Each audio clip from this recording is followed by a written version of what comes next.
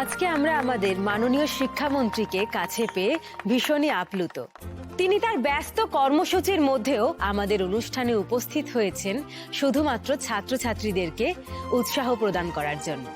তাই ওনাকে আমরা আহ্বান জানাচ্ছি আমাদের ছাত্রছাত্রীর উদ্দেশ্যে কিছু বলবার জন্য, এবং তারপর উনি আজকের প্রতিযোগিতার বিজয়ীর নাম ঘোষণা করবেন এবং তাকে পুরস্কৃত করবেন। স্যার, আপনি প্লিজ আসুন।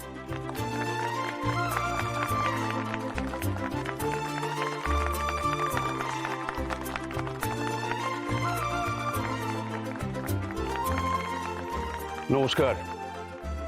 বড়দের শ্রদ্ধা, ছোটদের ভালোবাসা। আজকে আমাদের জীবনে বক্তৃতা খুবই গুরুত্বপূর্ণ।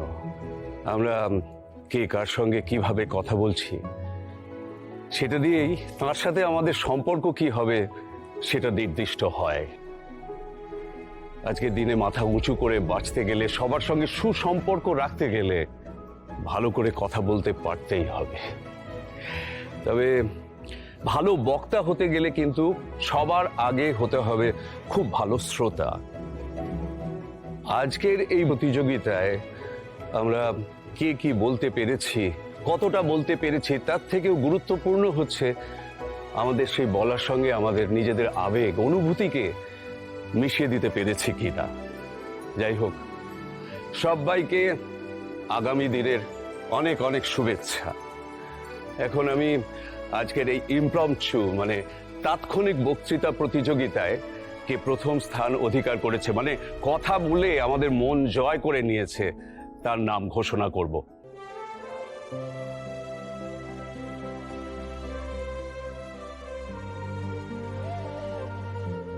মহাদেব, তোমার ইচ্ছে কি আমি জানি না, আর আমার ইচ্ছেটা তুমি জানো। আমার ইচ্ছেটা পূরণ করে দিও মহাদেব। আজকের এই প্রতিযোগিতায় প্রথম স্থান অধিকার করেছে